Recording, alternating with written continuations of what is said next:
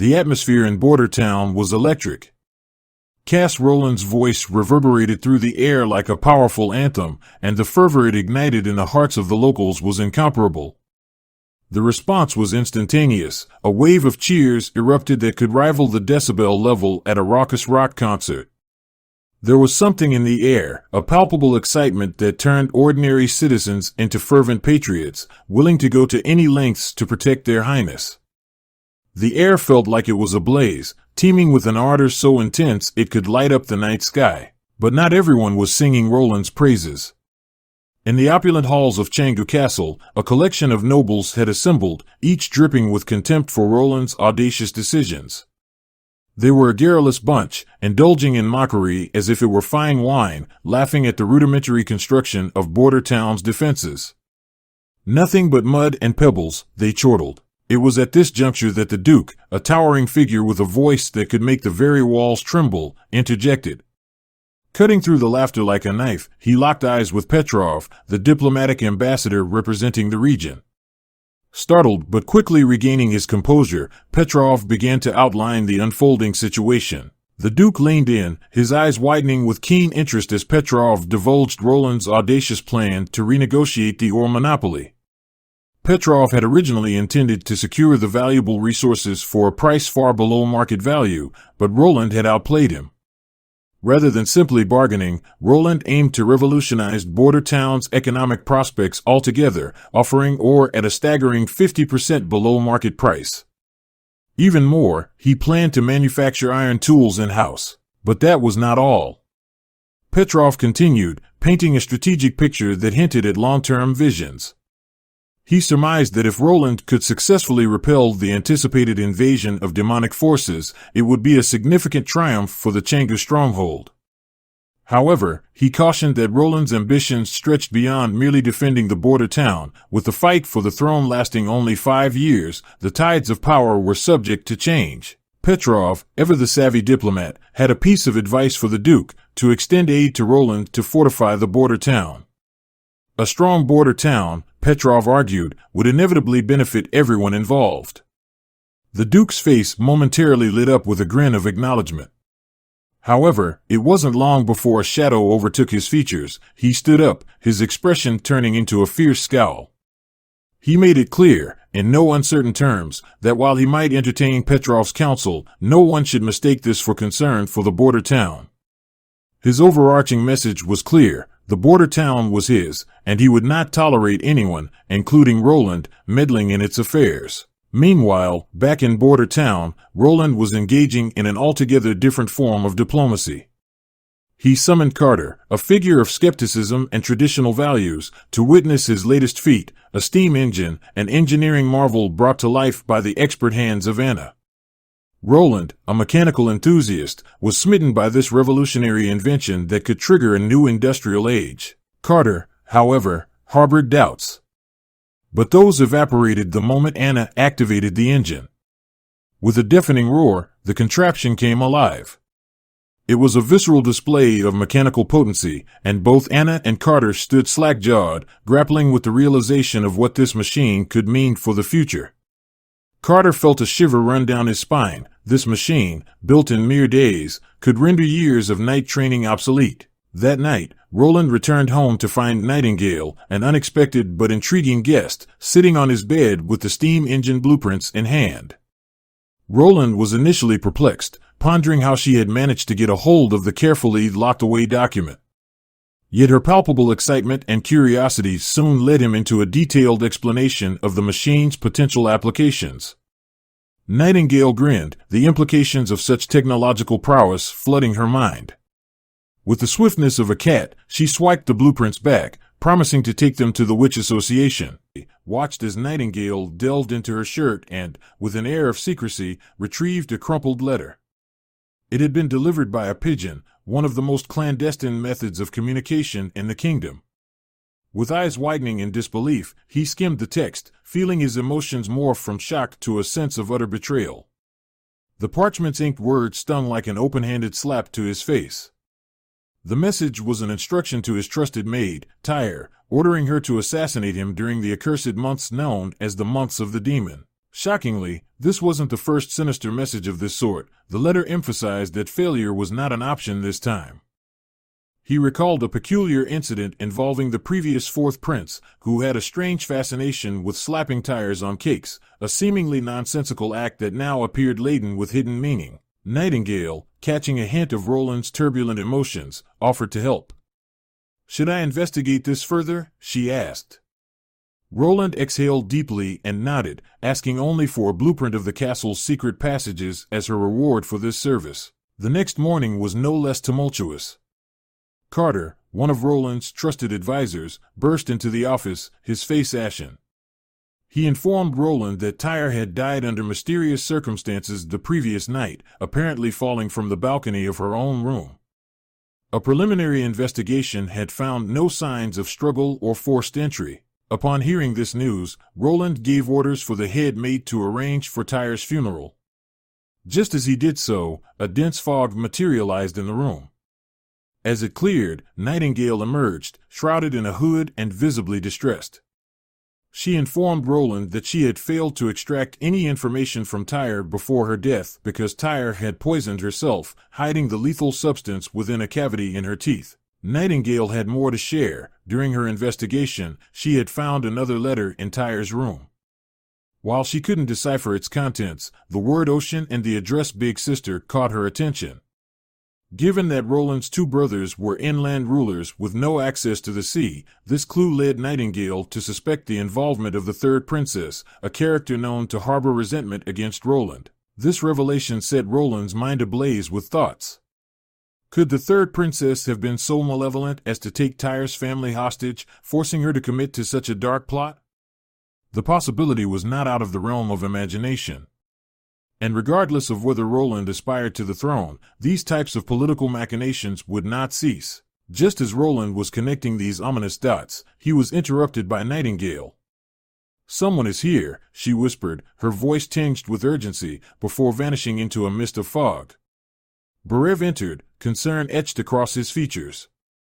He reported that the volunteers Roland had called for to defend the border town had been finalized. Excited, Roland eagerly prepared to review these volunteers, but a crucial question from Barev stopped him. "Are you sure you want these people defending the town?" When Roland saw the motley crew assembled before him, he understood Barev's apprehension. These were not seasoned warriors, they were ordinary folks, many emaciated and obviously malnourished. This stark reality stung Roland. He couldn't help but think about the abysmal state of the kingdom, where people couldn't even afford meals. Despite the disconcerting look that emerged on his face, when Roland gazed out at the sea of people assembled in front of him, his heart surged with excitement and determination. Declining Carter's suggestion to rely on professional fighters, Roland had made a pivotal decision. If he were to forge a formidable army, he knew it had to spring from the core of the society they were meant to protect. The people themselves had to become the backbone of this force. He wasn't naive. He recognized that molding this disparate group into an army wasn't simply a matter of weapon training. No, it was far more nuanced. These recruits needed agility, strength, and above all, discipline. They had to learn to function as a seamless unit, not just as individuals wielding swords. With a nod to Carter, he commanded, "Get them into formation. Begin with the basics." As the sun reached its zenith, Roland, Carter, Barev, and Axe took their positions at the front of the assembled recruits. Carter's eyebrows furrowed, his face a canvas of bewilderment. To him, it seemed almost nonsensical to make the men stand for hours just to receive a precious egg as a reward. But Roland knew better. He understood the importance of posture, alignment, and the rigorous mental focus required to stand at attention, cornerstones of modern military training. Roland waved off Carter's skepticism. "Continue this way until I release the finalized training routine," he ordered. He was under no illusions about transforming his ragtag group into elite warriors overnight. Yet, he knew the value of discipline and the profound impact it could have on unit cohesion. That afternoon, when the cart filled with food, and the much-coveted extra eggs, arrived, the crowd erupted in eager anticipation. But Roland was unyielding. He bellowed for order, demanding that they form lines. Astonishingly, within minutes, what was once an unruly mob transformed into 4 well-aligned queues. It was a minor yet crucial victory for discipline and order. Later, he headed for the camp where the patrolling troops were stationed. Axe was put in charge of teaching them the art of encampment. Carter seemed uneasy. After all, Axe was a foreigner. But for Roland, loyalty and merit transcended geography. "These are my people," he declared, silencing any lingering doubts. As evening descended, Roland sat back, perusing his final training plans. Two routines stood out for Carter.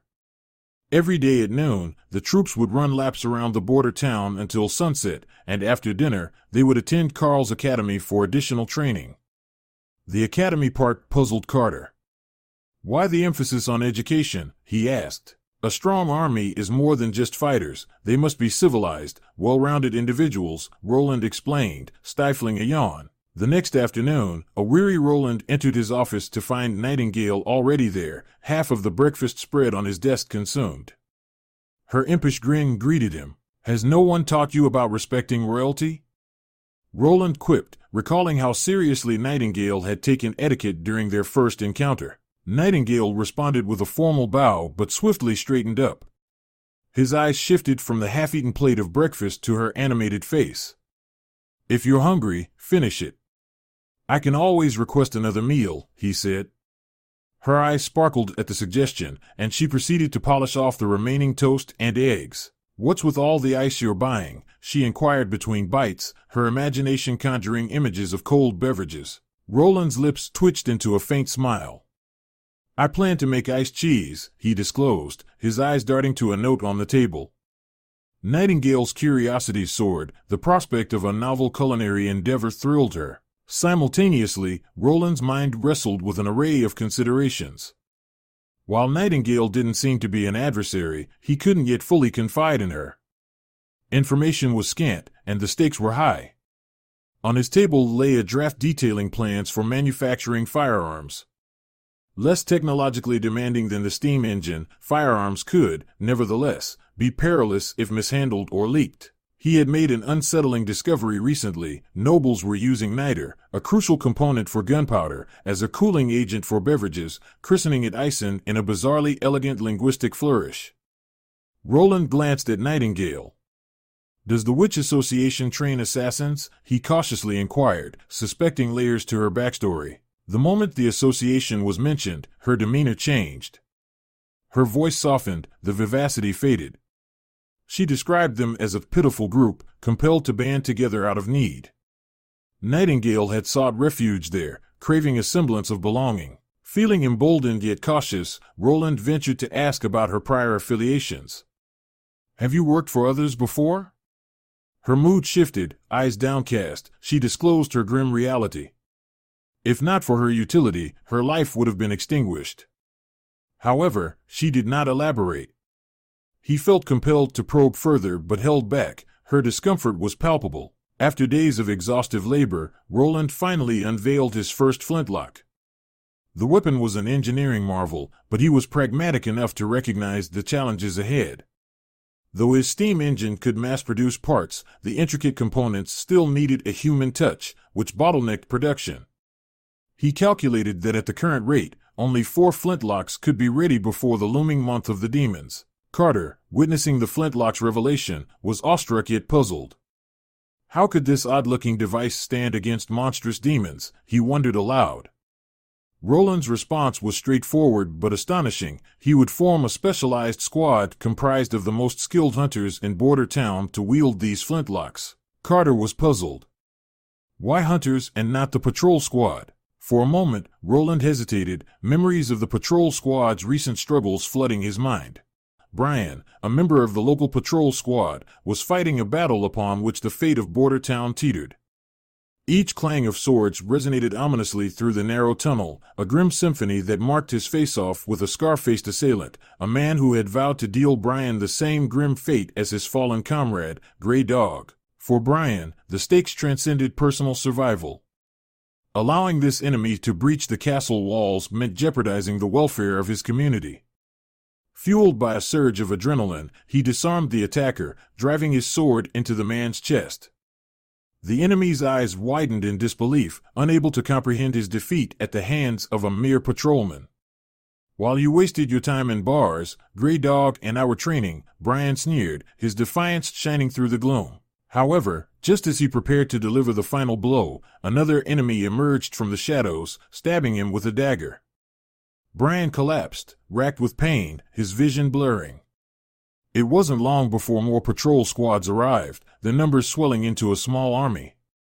Despite the debilitating pain, Brian, clutching his wound, took one shuddering breath and hurled the dagger at the nearest torch. Darkness swallowed the sewer, the only sound being the hiss of extinguished flames and panicked yells. Staggering back to the granary, Brian knew it was the enemy's target. Without its supplies, Border Town would have no option but to seek refuge at Chong-ji's stronghold.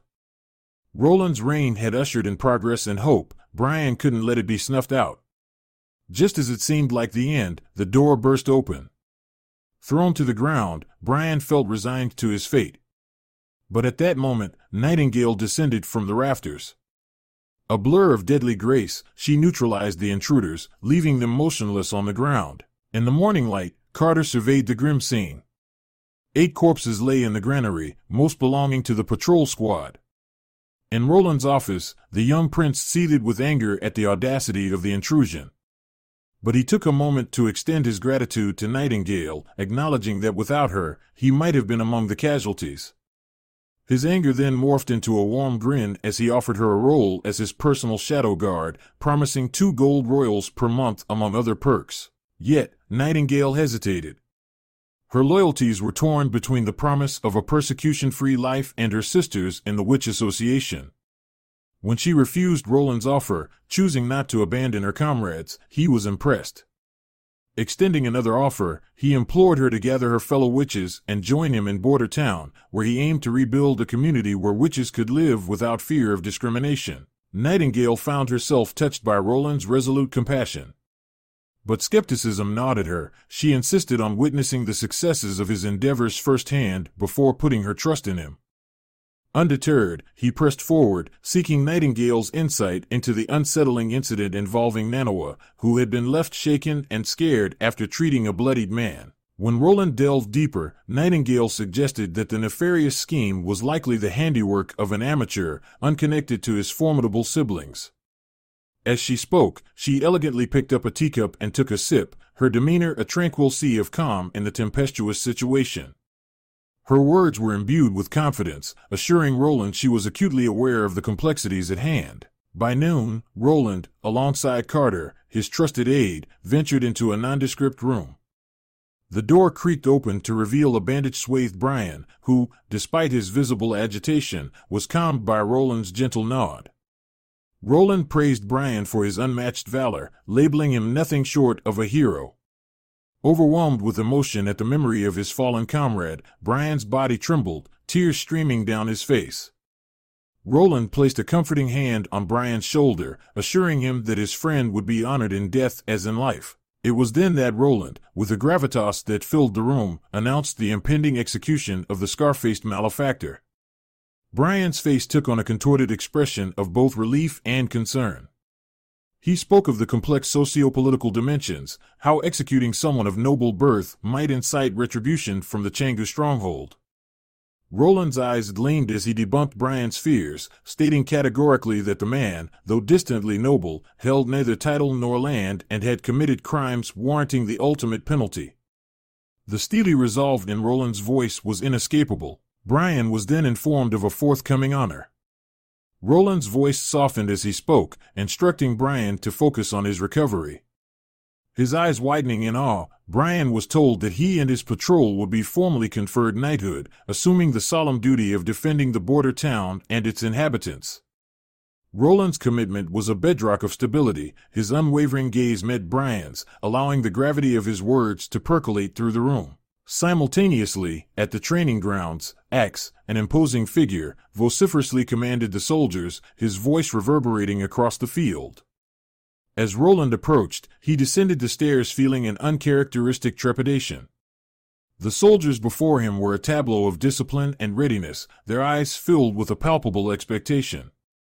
A flurry of thoughts whipped through Roland's mind, searching for the most potent words to catalyze these men into action. Taking a deep breath, he chose to address a young, blond soldier specifically. His voice, clear and incisive, cut through the morning air. Inquiring about the well-being of his troops, Roland's face broke into a radiant grin. For this young man, schooled by past experiences and news snippets about royal decorum, the outpouring of emotion was unprecedented. Roland's eyes fell on the youthful figure, and he couldn't help but feel a swell of pride. The other soldiers watched in awe as their Royal Highness stepped down to the grounds himself. A moment to etch in their memories, an immediate bolstering of morale, was happening before their very eyes. Walking toward the young man, Roland outstretched his hand, signaling that there was no need for such formalities in his presence. "Stand," he conveyed, his tone warm yet regal. The young soldier rose, his face flushed but his eyes full of fire, a vivid portrait of youthful zeal. Roland's heart soared.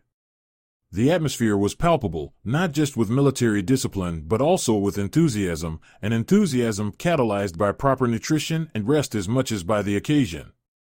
Turning his attention toward the young man again, Roland asked if he had any ideas to improve their training regimen. After an initial moment of hesitation, a deep breath provided the young soldier with the needed courage to speak. "Your Highness, our forces are thinly stretched. In case of an attack by demonic beasts, we can only defend a third of the wall." The ensuing murmurs from the surrounding soldiers seemed to echo the young man's concern. Roland raised his hand for silence. "What's your name?" he inquired. "Venner, Your Highness." "Venner, you have keen observational skills, and I share your concerns." Nods came from Axe, who was standing nearby. "Demonic beasts may not be strategic creatures, but they are dangerous in numbers. Let me share our next steps." Roland divulged his tactical vision. Given the 600-meter span of the wall, he proposed dividing the forces into 3 groups with interposing obstacles. These would funnel the beasts into areas where soldiers could best counterattack. Axe's concerns about the feasibility of fending off beasts with just spears and arrows were palpable, but Roland had another card up his sleeve. Almost on cue, a deafening explosion erupted in the distance.